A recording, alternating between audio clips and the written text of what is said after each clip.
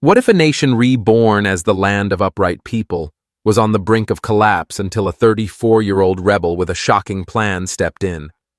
That's the untold story of Burkina Faso and Ibrahim Traoré exploding onto the scene in 2022. Get ready to dive into a tale of war, lost identity, and a fight that could change everything. Watch now. Burkina Faso, once a French colony known as Upper Volta, from 1896 to 1960, was transformed in 1984 when Thomas Sankara, a revolutionary icon, renamed it to ignite an anti-colonial fire. Burkina, from the Mossi language, means upright people, while Faso, from Dioula, signifies homeland, a name that roared defiance against a century of exploitation. Under Sankara, the nation saw bold moves, a new flag, nationalized land, and a push for self-reliance. But his assassination in 1987 by forces linked to France plunged the country into decades of instability. By 2022, when Traoré took power after a coup, the situation was dire. Jihadist groups like JNM and ISGS controlled 40% of the territory, displacing over 2 million people per ACLED reports, while poverty gripped 43% of the population, exacerbated by foreign mining companies siphoning gold profits. FESPACO, the continent's biggest film festival, and SEAAO, the renowned craft fair, once symbols of pride, were fading memories as violence from the Sahel spread south. Traoré, at just 34, stepped into leadership, with Sankara's legacy burning in his heart, but no political resume to back him up. Born in the rural village of Kera, he grew up seeing French influence dominate education and trade, fueling his early anti-colonial views. Now he faced a nation where jihadists killed over 200 people in 2021, alone over 30% lived below the poverty line, and Western powers still pulled strings through economic aid. The pressure was crushing. How could he restore a cultural identity when every dawn brought new threats, from the ruins of colonial rule to the chaos of a modern war zone? Traoré's journey is just unfolding. Stick with us to see how he turned crisis into a revolution. Traoré took bold action in 2024 when he ordered the replacement of European judicial robes with vibrant African traditional attire, a cultural shockwave that erased colonial scars. Before this, over 200 judges across Burkina Faso were forced to wear black French robes from the 19th century, a symbol of oppression. Traoré vowed to shatter. He chose Bogolan fabric, a colorful hand-woven material from the Bamana people, turning courtrooms into stages of national pride. This wasn't just symbolic. Local weavers in Bobo Dioulasso reported a 30% income boost as demand for Bogolan surged. But that was just the beginning.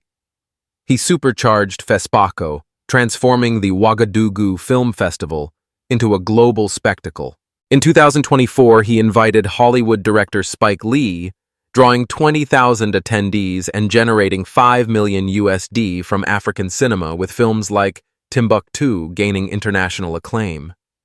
CIAO got a massive overhaul too, exporting Mossi masks, pottery, and jewelry to markets in Europe and Asia, pulling in over $5 million USD in 2024 and lifting 300 artisans out of poverty in rural areas. Traoré pushed for Mossi and Dioula languages in schools, printing 10,000 native textbooks so kids could learn in their mother tongue, a move echoing Sankara's education reforms, while hosting the 2023 Mossi Harvest Festival, with 5,000 participants reviving rituals like the Damba dance lost for decades. Yet not everyone cheered. Traoré faced fierce backlash for extending the transition period to 2029, a decision cemented in the 2024 national dialogue banning French media like France 24 for alleged propaganda and being accused of using culture to mask a power grab. In Ouagadougou, street vendors grumbled that his policies favored elites, while a leaked X post from a local activist on July 15, 2025, claimed he was building a new dictatorship. Is this a visionary leap or a calculated scheme? Don't look away. The mystery thickens. Last week in July 2025, a leaked secret speech from Traoré dropped a bombshell. He's plotting a military alliance with Russia to crush jihadists, a move that could redefine Africa. This isn't just military strategy.